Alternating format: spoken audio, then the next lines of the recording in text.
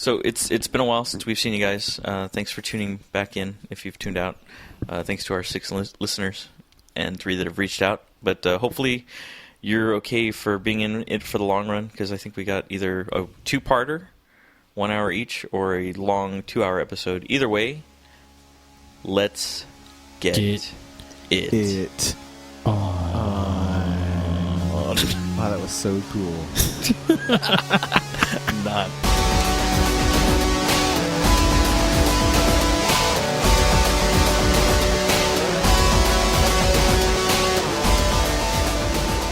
We're going to sing together. I haven't seen that yet. That's actually a really good movie. Oh my god, it's It's incredible. No, I haven't seen it. It's on my queue, but it's also like 3 hours long. If you like Boiler Room, you'll love this. It It's it the looks same good. script. Really yeah, good. no, it looks like that. It looks like that. But it's I didn't really know it was well actually done. written from the same guy. Did not know that. Really? Really? From Boiler Room? Yeah, the guy. Oh, it's based on, you mean, Yeah. that whatever his name is. Right. Michael Jordan. Yeah, Right, okay. Whoever Really? the guy I did not is. know that. I know that. Jordan Belfort. Jordan Belfort, yeah. But is it a book he wrote? That the movie's Somebody, based on, I think or is somebody it like wrote it, and Boiler about Room him? was based off that. But Boiler Room was based off the out like the what it's Fallout? like. What it's like to be a broker working for him, and the Michael Brentley character is supposed to be Jordan Oh, Belfort, okay, I got who's you. kind of in the background. Got you with whereas DiCaprio is actually playing him. I but picked them out myself. Oh. yeah, who plays him? That actor, It was Thomas Everett Scott. Everett Scott, yeah. I am So he's Spartacus. supposed to be Belfort. Gotcha. Interesting. That's Now I a have to see great both of movie. them back to It's back. a saw that at the phenomenal movie movie, theater. and you're gonna Yeah. love Wall Street too. Dude, Yeah. Wolf of Wall Street was really good. Is it really so? good. Who's the werewolf? I am. Because you know there was a movie called The Wolves of Wall Street that came out like 10 years Of ago. Wolf Street? Oh, we're making fun of people's Rolf Street? speech impediments now. I see how Mario Zamaron, 210 Music, likes to handle people's impediments. The Wolves of Wall Street was a movie that came out already. It's probably gonna It's key about your face. stockbrokers that are werewolves. That sounds a lot more interesting than anything Leo's in. You know, That it'd be actually cool sounds to kinda take cool. classic Probably novels and add zombies to them. That'd That is be cool. neat. Who has? Dude, Someone needs to try that. Yeah, we should do that. Or the Jesus is a superhero. I got one. Pride, Prejudice. Hold on, wait for it. And Zombies. Have they done That's a Jesus $1 million superhero idea right novels there. yet? Jesus Christ superhero? Instead of Superstar. No, I saw something. There was a new one I saw. So the other day, I haven't been in a long time, and I realized how disconnected I am from things.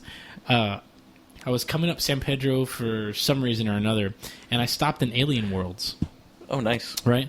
And I hadn't been into a comic book store in probably a couple years. Yeah. So it was cool. I walked in and I was like, "Oh, that's really cool!" Like I forgot what it was like the smell, even like Yeah. like the smell of like the new books and all the toys and overpriced shit, all that. And like they actually had, they have. I saw it online somewhere by accident, but they have a Alien Queen Oh, the toy. big Have you giant seen one.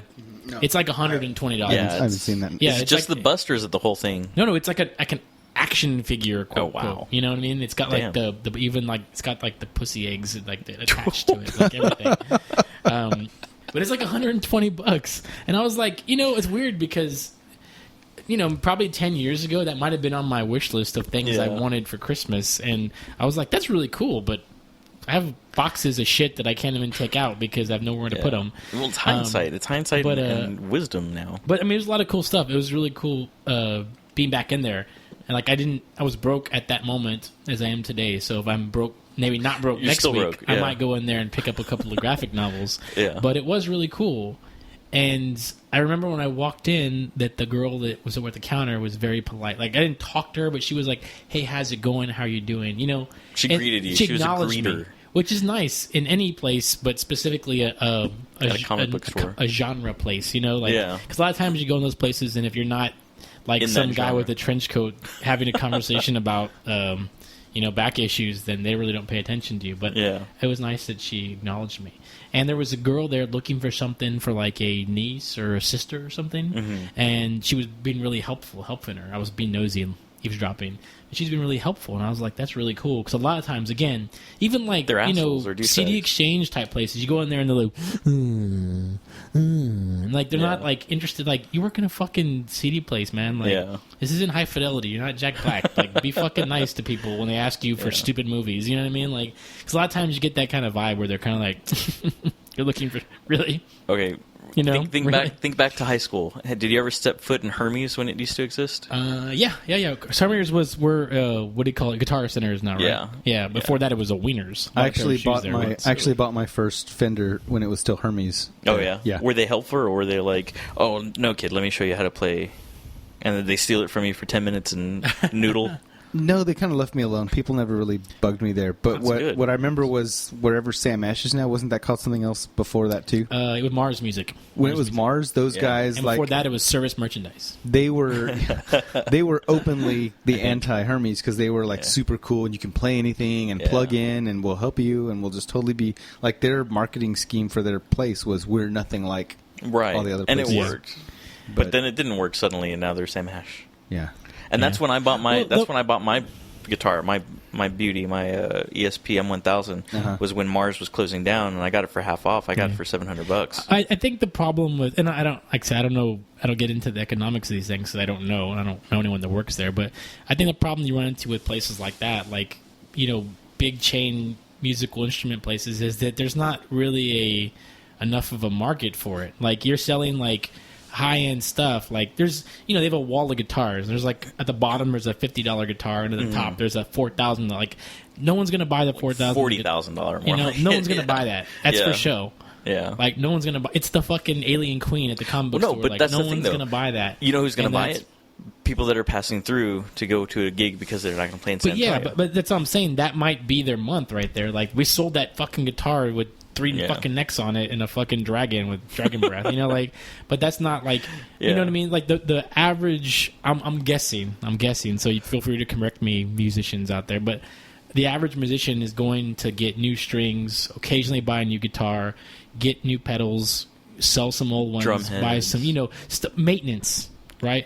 It's like a car lot. That's the same reason why car lots are beyond me. I mean, I guess they make money because there's zillions of them, but you think, like, as many car lots as there are, how many people you know that buy new cars enough that you would think, like, wow, that's a lot of fucking cars. Yeah. Most cars you own for what, 3, 4, 5 years, and it's maintenance. You're buying tires. You're getting oil changes. You're not. Well, I need an oil change, so I'm going to buy a new car. It's the same thing. Like, I'm not going to, like, I need new guitar strings, so I'm going to buy a new fucking guitar. Dude, that's where I'm at with my guitar, because it's got a floating Floyd Rose tremolo, and I'm scared to death. Because, okay, so when you take the strings off, the tremolo falls into the body unless you actually put something in there to catch it. And I'm so scared to do it. What's tremolo for our listeners? Yeah, tremolo is, okay, so for me, I don't Jimi Hendrix playing the guitar, what does he do? He throws up and dies. The whammy bar? What? He throws up and dies on it. He lights his guitar on fire, which is very cool. Yes, very that's practical. That's not what happens. No, so I thought that was a wah pedal that you just did. Well, I mean, he uses a cross between a wah pedal and the floating or the tremolo. Oh, the little stick. The stick that, the whammy bar? Yeah, like, the whammy bar. You've got a hole for it there. That's why I took it off, because that's a terrible, terrible thing to have on the guitar. Best thing ever. No, I love whammy bars. We're actually here in Rick's pad, and I'm looking at his wall of guitars, which is an impressive collection of a Fender Stratocaster, the classic one from Wayne's World. A nice red Sparta. Mexican Strat. He's got a Les Paul Epiphone, which is fantastically beautiful looking. Yeah, I'm gonna steal it after the show. And it's super cool. Is that a Washburn? It's a Carlo Robelli, whoever that is. It was like $100. He's got a rockin' bass, rockin' bass up there. Yeah, next to his keyboard and Boba Fett Unleashed. Very nice. Yeah, and my vintage Star Wars. Yes, game. It does look like it's We're gonna vintage. have to bust that one of these Escape days. from the Death Star. Yes. Mm-hmm.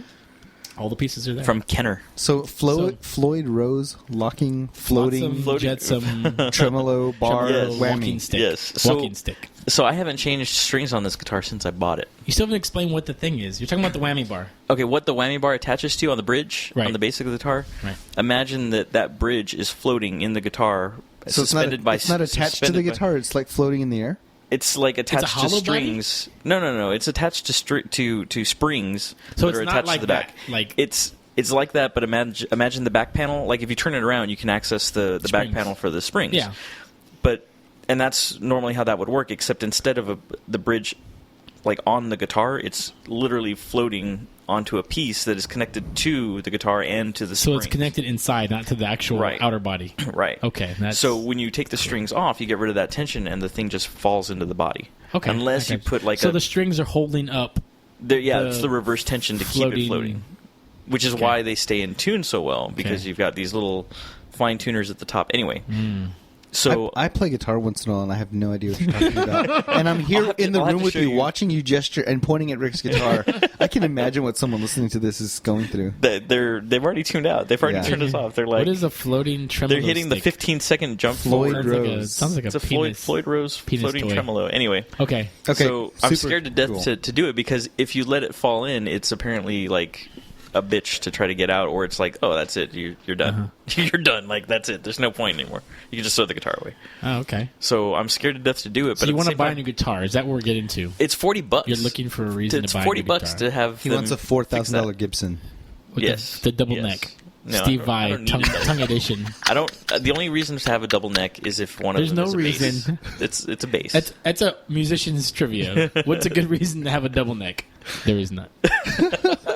Did you say a bass? A bass, yes. Not a 12-string guitar? No. A bass. Just a 6-string. Actually, no. A 7-string Ibanez double neck with a 5-string bass. What was that? I was reading some article about like 7-string bass. Actually, I was reading some like one of those like 20-year things about the Korn album, and they were like things that Korn brought to pop culture, and it was like the 7-string guitars or like like birth. I'm like, the Ibanez guitars. That's what your legacy is stupid guitars. I have to admit that for about 6 months in college, I wanted one because I just thought it was so cool. Yeah. Is it extra top string so you can have a thick top string? Yeah. So it's an extra low string. Drop Z. And the neck is so the brown note. I like how it was like they're talking to like what's his name, Reggie, or just so you can play Freak on a Leash a little bit better. That's the guy, the bass. The bass is what's his name, Reggie, right? Or Fieldy? Yeah. Fieldy. I don't know his name at all. His name is Reginald something. And they call him Fieldy, right? And remember, he has that the trebly bass, Korn's treble bass. But he was talking about that in the article, and he's like, "Oh, I didn't want it to sound like a bass.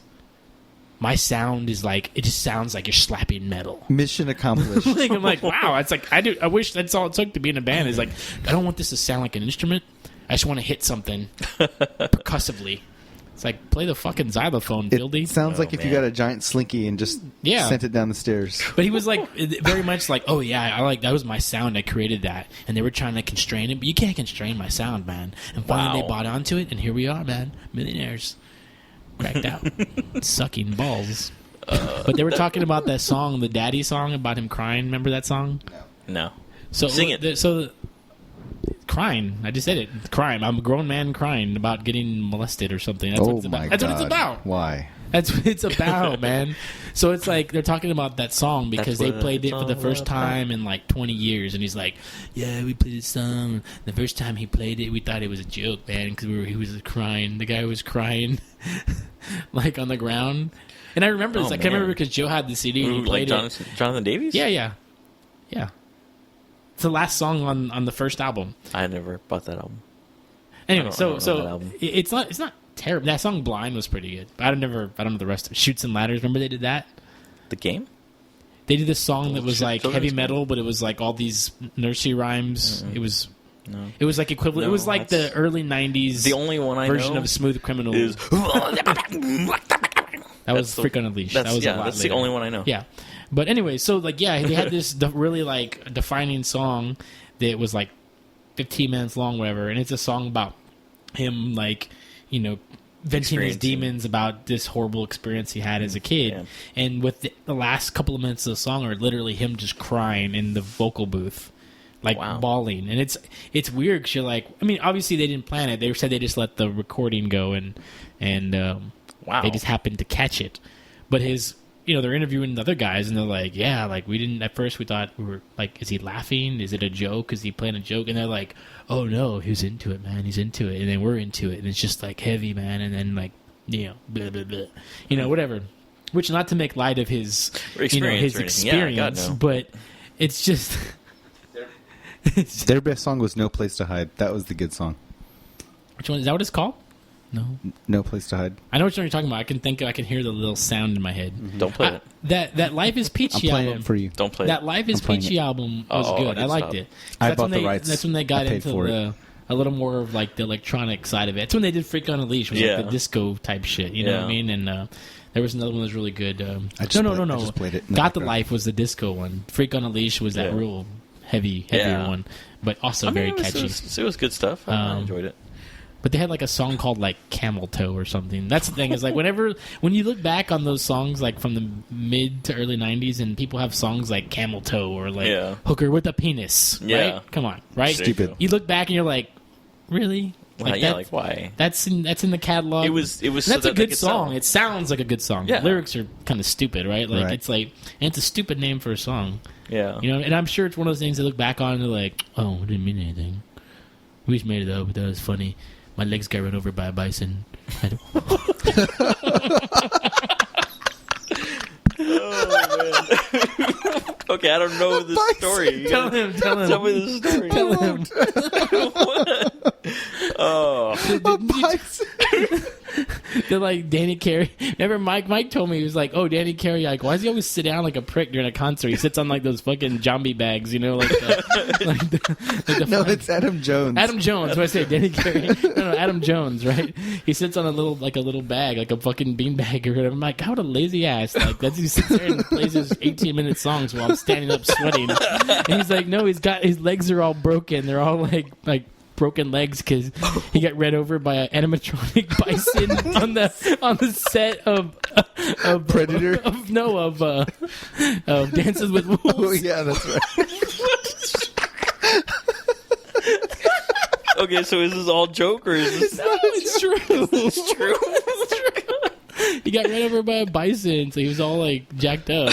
But people thought like that didn't know that they were like, God, he's so stoic on stage. He doesn't. He can't walk. And I remember reading on their like website where they're like, he just got some new technique or whatever that hopefully he'll be able to move around on stage more. They're real excited about it.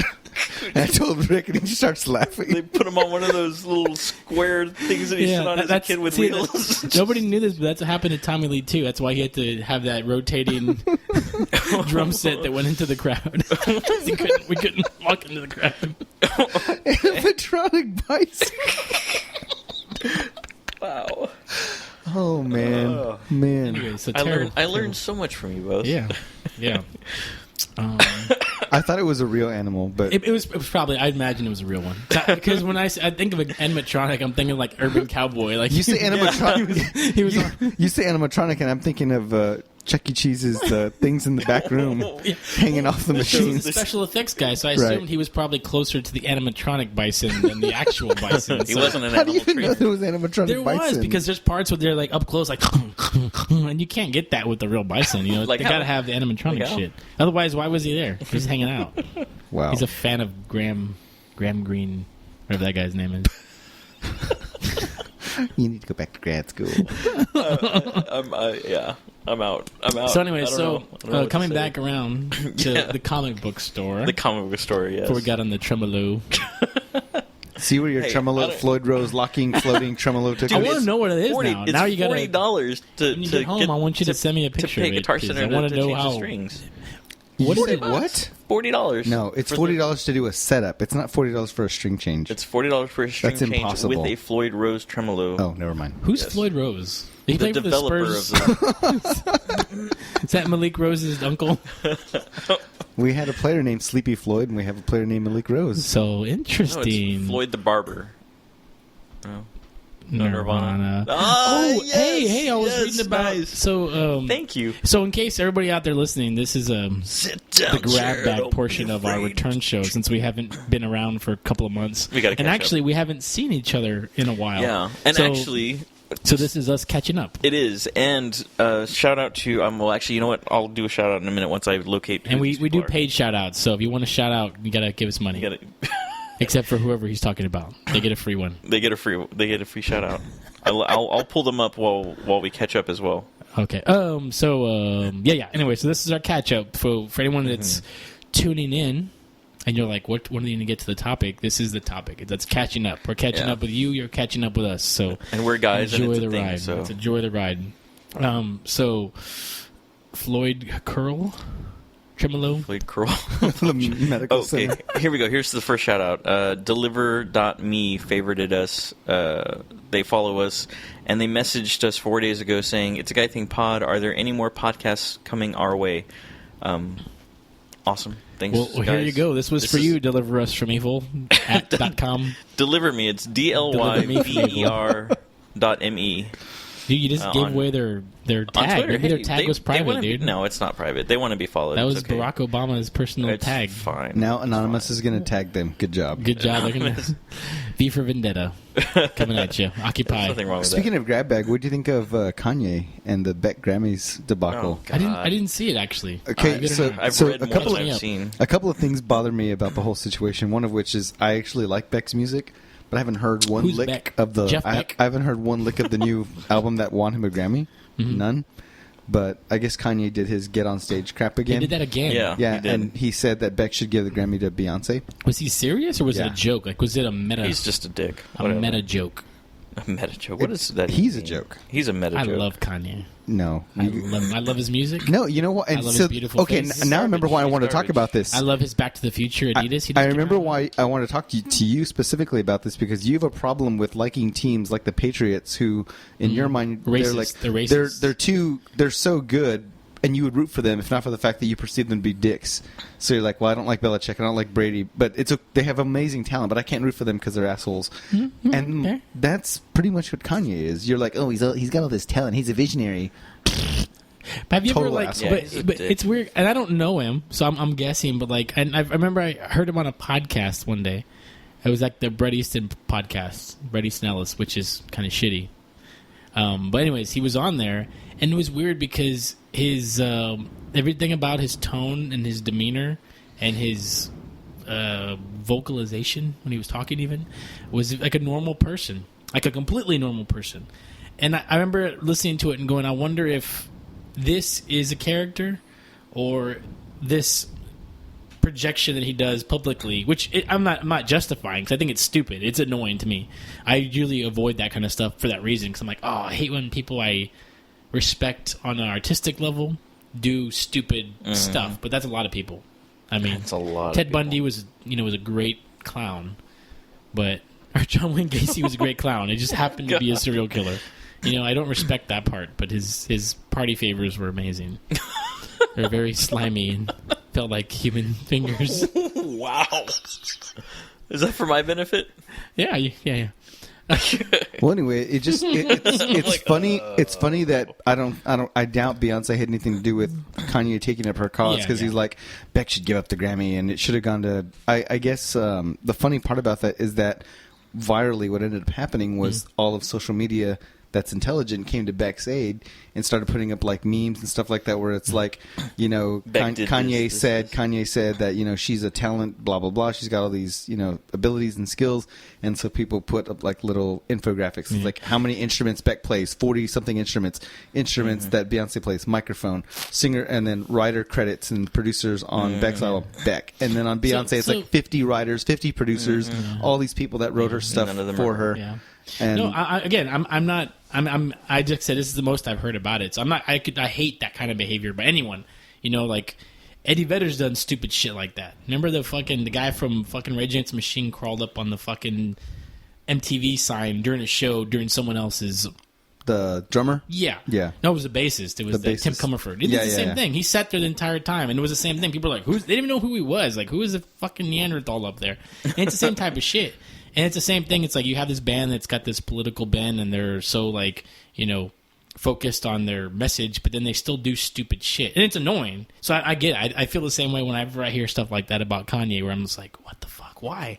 Why can't you just be fucking normal? But at the same time, it begs the question: if you were in the audience at the Grammys or the Oscars, and you, John Gigolo, were to run the stage, you would get fucking tackled before you got anywhere near the stage, right? Correct. Yeah. So my thinking is, they want Kanye to go up on fucking stage because it gives reason for people to talk about the fucking Grammys. I don't know. I mean, I don't know that they... Otherwise, why did they let him? Why did he make it? What if okay, Beck was but Beyonce? what does it look like if celebrities aren't safe and they're getting tackled? I don't think... I think they're hands off. That's what I think. I think if, Mario goes up and tries to rush the stage, he's going to get tackled. Yeah. Someone sitting in the front row by admission is a VIP and they're untouchable. So it's really one of those things in the back, like, are the Grammy guys happy that they're talking about it? Or are they secretly like, this guy is ruining our product and we want people to talk about it for the right reasons? But I mean, you figure at some point in time, Suge Knight was probably in the first couple of rows at some award show. And that's a guy who, at any point in time, could have ran someone over with his car on stage, shot them, had someone else shoot them. So again, I'm not poo-pooing, someone like Beck and getting shit on, because I haven't heard the new music, but I know the guy is a musical genius. I'm aware of that. I know how much music he's written that has blown me away. But I don't think of Beck as like one of my top guys. I know he's a great musician and I love a lot of the stuff he's done. Haven't heard the new stuff, and that's just my own lack of exposure. But I've seen a couple of Kanye performances of recent, like on SNL and whatever. Like that one where he's laying down. That's horrible. I liked that. That was awful. And I knew you were going to say some crap about that. I do. I enjoyed it. That was so terrible. He was laying down. He was laying down. And had the little like. Didn't he have Sia play with him? Yeah. With her, she's an idiot too. Her stupid giant ass like wigs, like that's lame. But people dig it. It's okay because she doesn't annoy people. You know what? Would be cool is just not have crappy music hidden with gimmicks. That'd be cool. But so that's what I'm saying. So you don't personally like his music? I started to. In the beginning, I did. There were some songs that I heard that I thought were really cool, like that one that starts with the little piano intro. What is it called? Runaway. Yeah, I thought that was really good. And slowly but surely, your New England Patriot syndrome is taking over. Yeah. I can't even hear his music anymore because all I see is all this crap. The Beck thing is just one thing of a whole bunch of things. Yeah. There's all this other stuff. No, you're right. And he's Kim Kardashian, that whole thing, and that's the stuff. But again, like we were talking about, before the show, that's stuff that me, because I'm lazy and I'm uninterested, I don't pay attention to, so it doesn't affect me. I'm not like, you know what I mean? Like if you were to come and tell me something about something that somebody I did and was on TMZ, I wouldn't know unless you told me, so I really don't care. That's true. And yes, it'd probably make me lose respect for them and be like, oh, that person's stupid, but at the end of the day, like... Is he still your boyfriend? Still my boyfriend. Kanye is still my boyfriend. But I get it. I mean, you have to have... I'm not going to sit here and defend him being stupid. I mean, there's got to be other stuff out there that has you... mesmerized. I mean, there's got to be better stuff that could captivate your listening. I have a very low bar for what I think is amazing. I'm aware. So wow. But did you hear the last album? Did you hear Yeezus? I haven't heard any of it. Album. I downloaded it and was looking forward to seeing if I could hear something on there that I was like, wasn't hearing it. But that's what I'm saying. That's one of those people where like, and again, I'm not sitting here to be on the Kanye soapbox because I agree with the stupidity of those type of things. But that's the thing. Is like I think his problem. He's one of those guys that's run into that problem where his antics and his public persona are starting to overshadow his talent, or his artistry, or whatever his actual output is. Whether you consider it art or not, it's overshadowing it. And I would be hard pressed to find anybody I even know, for that matter, who even likes his music other than me. And I'm not saying I like it and that's why it's awesome. I'm saying of the people I know, generally, people will be like, oh, I don't like his shit. It's too popular, or it's too, like, he's a dumbass, or whatever. Like, somebody I know, like, my mom was talking about him randomly one day. She's like, oh, that guy's an idiot. He just doesn't look like he enjoys any of it other than having millions of dollars to spend on stupid crap. Fair enough. I mean, it's possible. It's possible. If you played a song by him right now, I wouldn't be able to tell you it was him. That's how little I know but that doesn't weigh in, because that would actually be a good thing, because then you wouldn't be able to judge it other than by its merit. You go, I don't like that song. Okay, I can agree with that. Because you couldn't say, like, you might say, I don't like the way that guy raps because he's not the greatest rapper. Mm-hmm. But it's a package deal. Like, I love the production of his music. I love the things he brings to it. I love the styles he plays with. Yeah. I wouldn't say, music that brags or music that carries, like, that type of context really appeals to me, but I love the production. I love the music. That's why I was talking about his last album, because it's very, in terms of what you think of as hip hop or pop music, it's very experimental. It's very like samples just smashed together and a lot of electronic. I mean, the first sound sounds like a fucking Nine Inch Nails song, but people will never get that far because people that like hip hop or are purists to whatever that is. Well, that doesn't sound like a normal song. That's not a hit. Yeah. And someone who likes rock music or likes industrial music will go, "Oh, that sounds like he's ripping off Nine Inch Nails." But instead of going, "Wow, that's cool that somebody tried it." Yeah. And to me, that's something that I can stand behind. And go, I think it sounds cool. And I don't, I'm in my car by myself. Nobody cares. I'm not subjecting anyone to it. But, anyways, I digress. Yeah, I mean, I'd be okay to listen to it, but I don't make it. It's not like I make a conscious effort to avoid it, but I don't make a concerted effort to pay attention. But again, it's kind of something we were talking about earlier. It's not in the realm of unless you actively seek something like that out, you're not going to hear it. Yeah. And right? Because unless you I don't. Like you and Mike, I don't listen to tons of radio other than, I listen to NPR most of the time because I'm an old man. All I listen to now are podcasts and local music, and that's it. There you go. And I don't listen to any FM radio at all.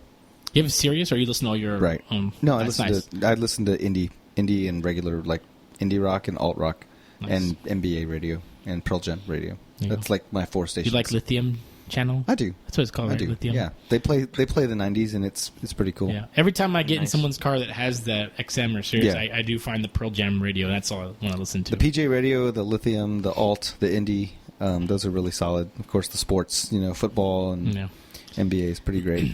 But I really don't know what's on the regular radio anymore, and whenever I turn it on, it sounds like it's the same stuff. Like here in San Antonio, Kiss is still playing Bush, Offspring. Yeah. Not that there's anything wrong with it because we grew up with it and it's a part of our lives now, but still, that's pretty bad, man. That's pretty bad. I'll put it this way: I tune into Kiss just to check in, see if anything's changed, and nothing's changed.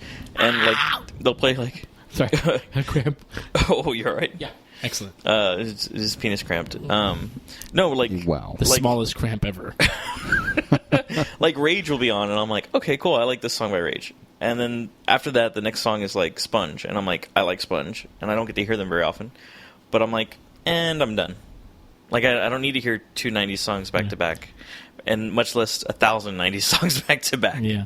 With fucking Kiss. I mean, I think because, again, I'm an old man. So, the bulk of what I listen to and the bulk of what I buy I buy albums, kids. Pay for things? Children. Is music by bands I already have a affection for or appreciate. If Pearl Jam comes out with something new, I'm going to buy it. Nine Inch Nails or, whatever.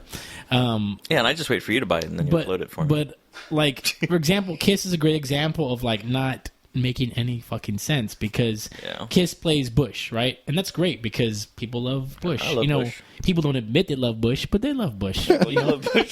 If people didn't like Bush, they wouldn't play it every fucking day 20 fucking times. Yeah. You can't find a person that'll admit they love Bush, but guess what? That radio station isn't there to play for the artistry. They're making money off playing Bush. And that's the thing is... You know what I mean? It's not because some guy loves Bush at fucking Kiss. Yeah. It's they still make money because people listen to it. And most of the people that are on the station don't even know it's being played anyway. Yeah, they're in the bathroom. And they're not even in San Antonio. They're probably in Dallas or they're probably They're probably slapping each other with dicks in Oklahoma, that stupid show. But there's nobody. It's almost as if they've been asleep at the wheel for 20 years. Yeah. And it doesn't matter because people still tune in. Well, but that's what I'm saying. What's the reward? But the middle ground, I remember recently, and it just passed, and I actually wanted to go. But, Bush played at the Majestic Theater. One of my friends went. But a couple of things. You really were upset you missed out on Bush at the Majestic? Dude, they're one of my bucket list bands, along with STP, which I'm going to see. You've never seen Bush? I've never seen Bush. No, I haven't. I've never seen STP. They played here 40. This is why they're popular in San Antonio, because they played here. I saw them as an ever. add-on to the Chevelle show at Sunken Gardens. I've never seen Chevelle. Years ago. I would love to see. Yeah, Chevelle. they played here an incredible amount of times. I'm actually going to get to the day after my birthday. I'm going to be watching Stone Temple Pilots with the new lead singer with Chester Bennington. Actually, hey, if I could pick somebody vocally based that sounds good and close enough. That's I haven't heard any of their stuff with him. So the new song that I've only heard the new song that they did together, and it sounds like STP. No, it does not sound like that. They should have gotten Mike Shinoda so he could rap on it. I love Mike Shinoda. I appreciate Mike Shinoda for the same reasons I appreciate Kanye, because he does a lot of stuff other than just rap. But I get it. But back to my Bush thing. Yes, back to Rick's Bush. Is that Kiss was promoting the Bush show. They were like, "Oh, we got 2 tickets to the Bush concert in Majestic." And I'm like, "That's great. That's great that you're doing that." But at the same time, like, do you realize they're playing the Majestic because they came out with an album 3 months ago? Yeah. No, because you're still playing. You're still playing fucking. Come Down and Come Down, which is an amazing fucking song. Glycerine's an amazing fucking song. I love them. The furthest they ever got was like Greedy Fly, and that's probably it, which is like the second fucking album. And they never played. Right? What? There's a 16 Stone, Razorblade Suitcase. That's Razorblade Suitcase. Suitcase. And I had beers. I drink beers. I'm not making fun of your list. And the American Werewolf soundtrack. Oh, that came afterwards. That was the remix right? album. But it came on the movie soundtrack album first, and then their proper remix album. Gotcha. Both versions of that song is the best thing they've ever done. Of Mouth? It's a good song. That's the best song they've ever made. I like Greedy Fly. I think Greedy Fly is awesome. It's a good song. Yeah, it's good. It's not the best song. But my point is, like, that's 1995. Yeah. And they're like, come see Bush. And I'm like, I always wondered, I'm like, Bush comes here, obviously, because people like it. People go see it. But at the same time, if I'm, like, in a fucking van playing Xbox or whatever musicians do, and they're, like, listening to the radio per chance, and they're like, wow, these guys, they turn the radio, and, like, they're going to hear a song you wrote 20 years ago, and not a song you wrote 5 months ago that you're really proud of. Yeah, like, exactly. That sucks, but they're still coming to the show, so I don't give a fuck. And at the end of the day, that's what it boils down to. Yeah. And we know that. But, and the problem with that is that the concert goers that are there because, it's Bush, and I love listening to Bush on Kiss, although I don't know anything outside of that, are going to show up and they're going to be like, Greedy Fly! Or they're going to be like, Glycerine! And, this is a bunch of our new stuff. And that, my friends, is the difference between bands that are that and bands that are on another level. Like when Radiohead puts out a new album, everybody wants to hear those songs at the concert. They are dying to hear that new stuff play. That is what they show up for. Yeah. Nobody, and I don't know, Radiohead hasn't played Creep in a live show in over 10 years, and nobody ever goes to that show and they're like, oh, why don't they play Creep? Nobody gives a shit because that song is retired and they don't care. Nobody wants to hear that song. That is the least musically good song of their body of work, and it's not remotely necessary to their live performance. But again, that is to me the difference between bands that are not just writing new stuff but are actually doing it and continuously modeling that level of musical excellence that is both critically good and universally approachable to the average casual fan. Now the niche fans that haven't grown like Kiss, because there's a lot of people that musically haven't grown musically as fans the way that station hasn't grown. Those are the ones that make, I'm not going to go to that show. They don't play Creep. Or they go expecting to hear it and like, I'll just put up with this so I can hear the hit. Yeah.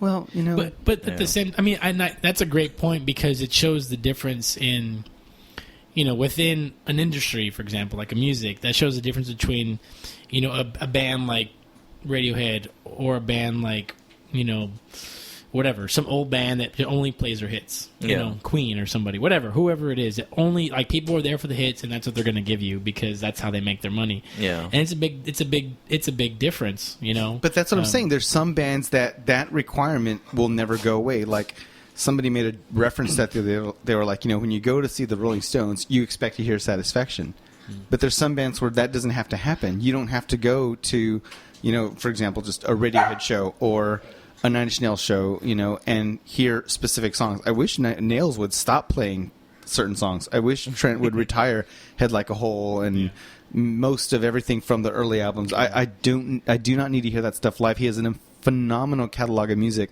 that rarely gets touched. I think he's played Weirdness Together like 5 times total ever. Yeah, I'd love to hear that song. Why not open that up more? But the problem is they're one of those bands. I mean, and I say that is them being one of my favorite bands. Same way with Pearl Jam or any other band, where they also realize that if they they have a show and they sell 15,000 tickets, that probably 10,000, maybe that's being a little mean. Say 6,000 of those tickets are for people that want to hear Closer, if you're Nine Inch Nails, or they want to hear Black if they're like there to see Pearl Jam. That's the reality. It's like, how many times have you been to a concert and like people are talking or getting? Well, that's the difference between a fan and a radio hit fan. But the reality is most people on the planet are radio fans. I mean, and that's the reality. And Radiohead's a great example, I would say, of a band that's kind of outside of that, is because I can't imagine they have tons of casual fans. Yeah. Lincoln disagrees with you. I imagine if you really appreciate Radiohead, you're not a casual fan. It's either you kind of, and I say that because I have a couple of their albums, but I don't love it. And I got to say, I love Creep. I'm a huge fan of Creep. You know, but I can appreciate that about them, is that it's not easy. You know what I mean? I wouldn't just go, oh yeah, I'll buy that because it's easy. You know, there's bands you can buy a record of theirs and it's easy to like it because it's made for that purpose. Right. And there's nothing wrong with that song. There's nothing wrong with it. It's just that that's the last song you need to be listening to with everything that they have out there. If you haven't heard the last 3 albums that they've done and you don't know that music well and have let it completely seep into your consciousness, you are really missing out as a musical person, as a music fan. And that's part of being well-rounded and part of being, somebody that can truly appreciate all angles of what is really, great art out there, great music out there. And if you're just sort of like, well, I like Closer from Nails and I like, the 10 album from Pearl Jam and Creep from Radiohead, there are certain bands that, I'm sorry to say, that we liked them from the 90s when they came out, and now they have new albums, and it's more of the same, or there's just a blandness to it. I like to use I like to use the euphemism of you have this really awesome piece of chicken or a piece of steak, and it's incredible, and you throw it on the grill, but if it's missing that seasoning and it's missing that flavor, it's just a really good piece of meat, but there's nothing to it. Yeah. That's what a lot of these newer albums feel like sometimes from some of these bands that we grew up with, like the Bush albums. Anything post 2000 hasn't really, knocked me out. And not because I'm looking to dislike it. I give it a wide open shot to catch me. It doesn't have to even be hooky type music. It just needs to be good. Right. And when it's lacking that it factor, that unspoken thing, it's just sort of like, well, now all I'm left with when I go see them live is 20-year-old songs that, again, I can appreciate them. I'll never stop admitting I liked it. Mm-hmm. I remember the first time we saw them, I think, was at Freeman or something like that, Rick? And that was probably Sunken Gardens, more than likely. Sunken Gardens, yeah. That's where they did most of their... But anyway, the point is, like in our city here, we're just not going to give our general fans a chance to grow. And I was talking about this the other day, how since when have people ever decided what they want to hear? Since when have people ever decided what they want on TV? We are told what to like. Right. We are told what to watch. We are told this is what's going to be cool. This is what's out there. So these people in power, they don't have to keep playing the same stuff. Mm-hmm. It doesn't have to be that way. You can actually put something new out there, and people are going to find a way to latch on to the next new thing if it's good, if it's got a resonant quality to it that's going to be lasting. Maybe it's too much of a risk for people like the programmers of Kiss Radio to at least do that. Here it is. At least here it is. You just don't see that in a lot of other places. I'm sure there's a lot of cities like this too, but I just don't think we need to be that backwater or whatever. Yeah. Anyway. No, I agree. I think it's a travesty.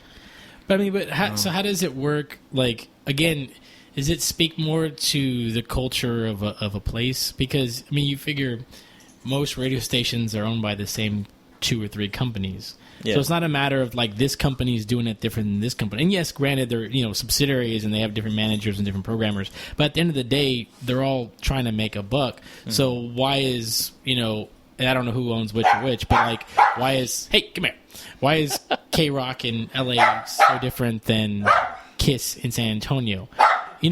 Assuming I'm making the guess that, come here, I know it's a stupid topic. Just kidding, come here. But you know what I mean? That's not a dog. It's a angry little person who doesn't like... He's staring right at you. He's people talking about his... We apologize to y'all's ears. I see the levels spiking. Been good this whole time, and now you're just bringing the show down, man. See, but no, I don't think he's bringing it down. This is our new home of the podcast from now on. Come here. See, he just wants to be on the microphone. Oh, don't hit him with it. Don't tap him in the nose. Keep talking. There's so much good music out there that doesn't get heard. There has been a right step in a good direction locally speaking with this new thing called 103.3, the app. They boast 10,000 songs a day.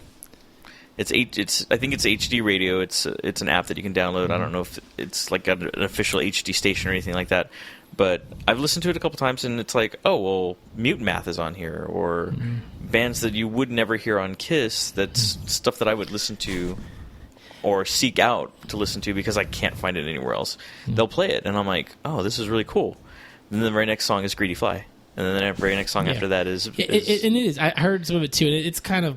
It's 90% right. Kiss and 10% other stuff. Great stuff. And it's a step. It's a small step. But again, like, I wish... I mean, I don't know. Like, I wish we could have a radio programmer on the show. Somebody that we actually knew who was involved in that kind of stuff. Because I'd like to know. To me, it's like some kind of, like, strange... bastardized alchemy of how you even get that job, because obviously most of the people that do that have terrible taste in music, so that's interesting enough. But also, just what is the formula for that? Like, what's the formula for what? Like, who? Making that decision of like, okay, this is stuff that's going to sell because we know that. Right. We've taken polls, we've taken surveys, we've looked at the Ticketmaster sales, and we know what people like, and that's fine. That's an actual, like, it's not an intangible thing. You can look at, freaking Excel spreadsheets and figure that out. But how do you make that decision between that and going, okay, let's do something different? You have a couple of, like, ones that come to mind, right? Like whatever, like K-Rock in LA, and then the one in New York. I forgot what the one, like, it's like a pop or hip hop station. That's a really, like, the forward ones with it. That's where everything kind of happens first. Yeah. So that's what I'm saying. How do you, like, is it? I mean, I don't buy that it's a bigger city and people are like, oh, it's just they just have better taste. Like, I don't believe that. It's stupid because people that have better taste than you. Mm-hmm. You know what I mean? So it's like there's not somebody out there that's like this omnipotent music person that just knows what's better than you. Because I think it's somebody that fell asleep at the wheel. I think they set up their programming in the 90s and then they fell asleep. Yeah. I mean, because that's what I can kind of appreciate about. I don't know if you listen to like Jack FM, where there's no. I don't listen to terrestrial radio. Well, that's what I'm saying. Like, because there's no. Their whole shtick is like they play. That's their thing. We play whatever we want. Yeah. And you might hear Bush, and then in the same breath, you're gonna hear like the B-52s, and then you're gonna hear Bruce Springsteen, and then you're gonna hear Bon Jovi, that's kind of cool. And then you're gonna hear Pearl Jam. And it's like literally, it's like hitting shuffle on your iTunes if you're a person who has varied tastes. And it's interesting. It's not the best, but to me, like, it's on some levels, it works a lot better than other things because, one, there's no DJs, there's no talking, there's no, like, again, like we were talking about before, there's not a disconnect. Like, a lot of times you listen to radio stations or, like, what do you call them, syndicated radio stations, and there's this disconnect between what they play and what they talk about. Not saying it's not playing to the same audience, but there's no connection. It's just like elevator music. It's like we're taking a break because we're gonna go figure out the next skit, and then we're gonna play this Bush song, or we're gonna play this Tool song from 20 years ago. Like, there's no connection. And then when we come back, we're gonna talk about Kim Kardashian's butt. Yeah, or whatever. Twitter. So again, like, it's just interesting. Like, I don't know the answer. If I did, I'd be a millionaire. But like, it's just interesting to think about that dynamic and what it says about either the culture that it's kind of situated in, or what a conglomerate thinks about the culture it's situated in. Like, these people are stupid, so we're going to give them stupid people music. And this city's more cultured, so we're going to give them people music. But that's what I'm saying. I mean, like, that's kind of one of the jokes about San Antonio. Is like, oh, everybody's like in the past and blah blah blah, whatever. You know what they say: keep San Antonio lame, right? But instead of keep Austin weird. But the people that say that are hipsters, and that's what I'm talking about. Those are the people that, like, ironically say that because they're like, no, we're cooler than that, but it's cool to say you're lame. You know what I mean? It's like calling yourself a fucking nerd. Like, I get it, but those are the people that, like, have the strength to do something different, right? And I'm sure many of them are. And that's the thing. It's like the people that Kiss is relying on is not the people that think San Antonio's lame. It's the people that fucking love, listening to fucking Van Halen for the 1,000th fucking time and Tom Sawyer by Rush. Yeah. Like, There's people that love that shit, and they will pay $70 to go see it. Mario, how come you're allowed to sing their music, but we can't play it on guitar? Oh, I wasn't even singing the right lyric. No, I heard you sing Van Halen, lyric. word for word. That was that was 1/3 of their compositional effort. No. You I said pay $17,000. I said Yamaha. But why is it not allowed? It was Yamaha. That is, I think that is funny though. That is funny. Why you can't do that? Wouldn't they be happy that we're promoting them? No. Why? Because they're not making any money off of it. Not directly. What if they get more album sales because people are like, wow, they talked about Bush so much. I went and bought the album twice. Well, twice. The same album. Twice. Yeah, that's right. No. They got the digital remix, the digital remix, version, the mastered for iTunes and the version, vinyl, and the CD version, the $128 vinyl version that you can music force industry yourself works. to believe sounds better. Well, here's the other question. What's to go a little bit deeper into it from a perspective of music in general? Where are you going? Not just talking about San Antonio stations or anything like that, but music sales generally have declined dramatically in the last 10 years. That's a cultural shift, though. That's not, it's... Want to buy a Tower Records, Eduardo? What's that from? But that's kind of what I was... What is that from? I don't know. Social Network.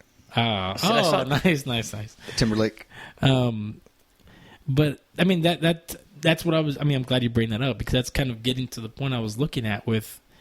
I guess talking about the people that you're targeting, the people that have the power to change that, is that thing is like you have a culture, and I'm not trying to generalize, but there's a disconnect. Like, there's a culture of people that are young people that are growing up where their culture is you don't pay for music, right? You even people in this room, and it's not unless it's a local band. No, but at the end of the day, like that's the problem. And I'm not chastising you, but I'm chastising that idea of a culture, because when we're talking about artistry, when you're talking about a band like Radiohead, that's the whole fucking thing. It's like that's the problem with everything. But but you know why it's the problem?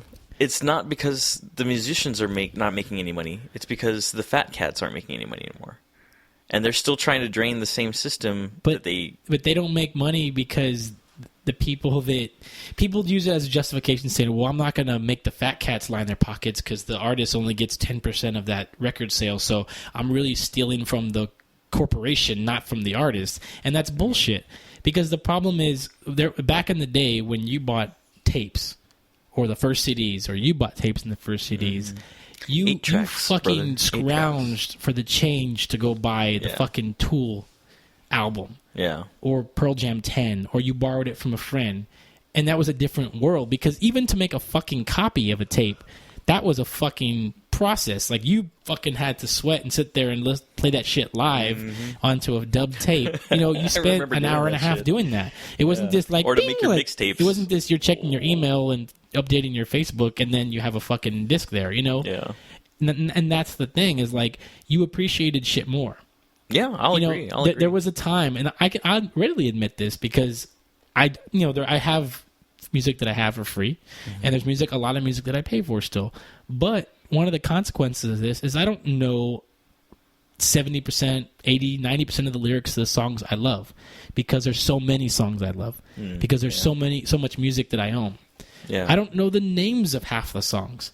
And there was a time where I would imagine, for even you guys, you knew the names, the fucking track number, you knew the fucking lyrics. It was before CDs. You knew what the liner notes said. You could describe to someone the art to the album.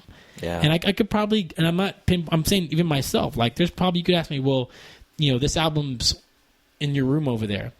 You're one of your favorite albums. You love this band. You talk about it all the time. Describe what's on the cover of their album. And I might be like, I don't fucking know. Yeah. And that, to me, is part of my responsibility, not as a consumer, but as a fan, as an appreciator, right, or whatever that is, of art, or what I think art is that's part of my duty. Is their duty is making something that's worthwhile, right? Something they believe in and putting out in the world and trusting that someone's going to dig. And my duty is to appreciate that, or not. Yeah. But at the same time, I have to give it a fair shake. Either I can say, I don't want it, I don't care, I'm never going to listen to it. But if I'm going to buy it, I'm going to devote some... What is it you're barking at?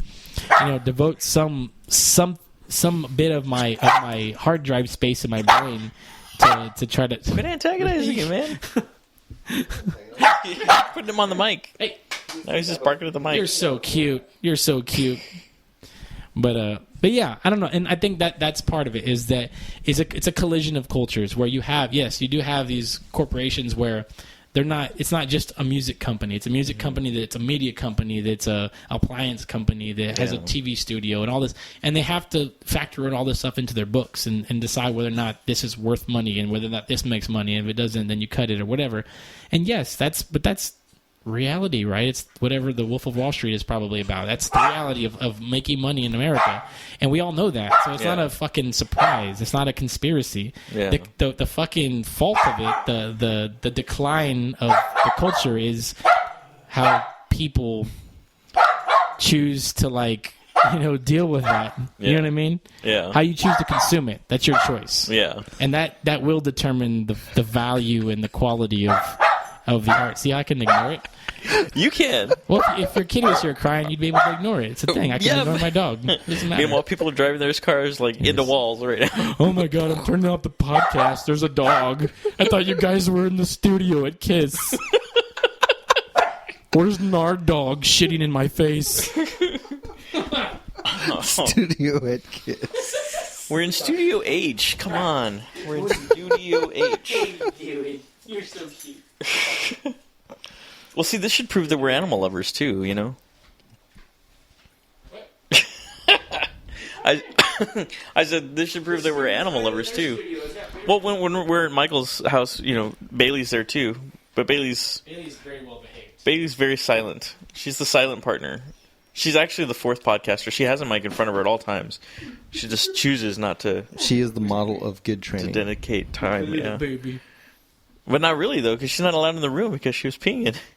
No, that's just so that we don't have to worry about it. Oh, about keeping an eye on her. And to be fair, that carpet was probably dealt with by the previous owners, and unless you completely rip it up and put something new, it never goes away. So it's hard to blame a new dog coming in to a house that's already had it.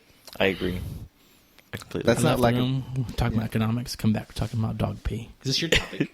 Dog pee. Talk about dog food. Dog food. Dog Our run. newest sponsor, Purina One. Blue buffaloes are... For all you dogs and bitches out there. Science diet. I don't know. I think there's a lot of things that are broken in the music industry in general.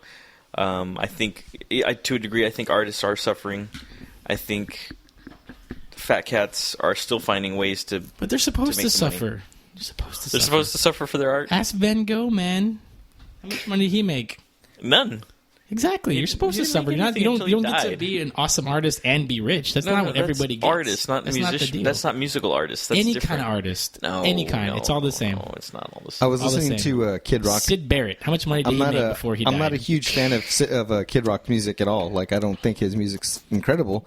But I was listening to an interview that he was doing. He was talking about the industry of music and stuff like that, and how he's got a son who is trying to be a rock musician. He's like, no, man, don't be a rock musician. You're never going to be as good as me. And I don't mean that in a mean way. I mean it like you're screwed now because I'm this name and you will always be compared to that. So, set you up for failure. It's like, Michael Jordan's kids should not play basketball, play a different sport. Gretzky's kids shouldn't try to play hockey. They should do something else. It's just, you're just in one of those rare situations, And so he was talking about that for one.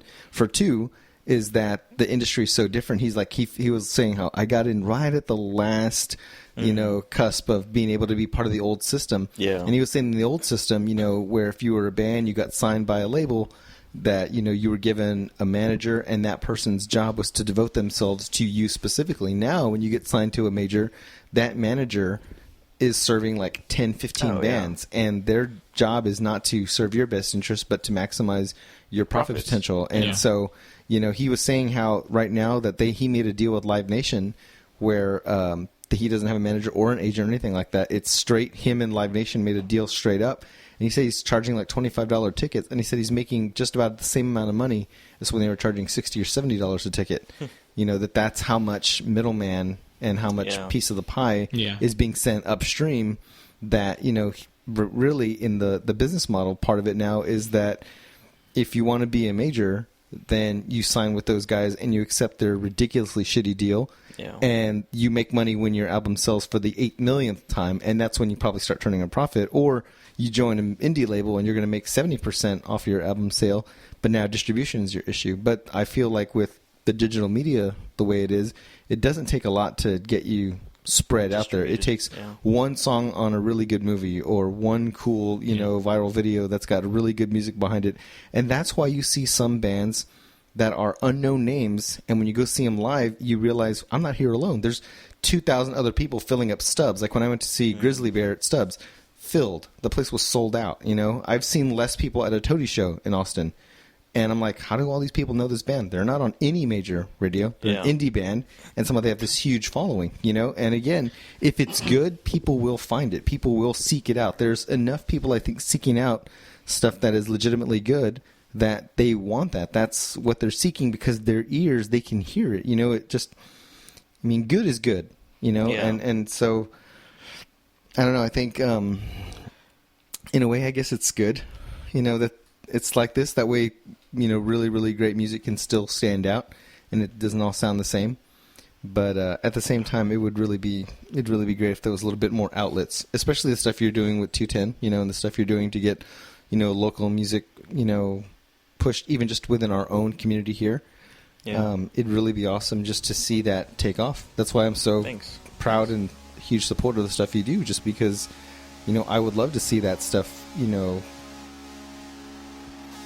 spread more, So anyway,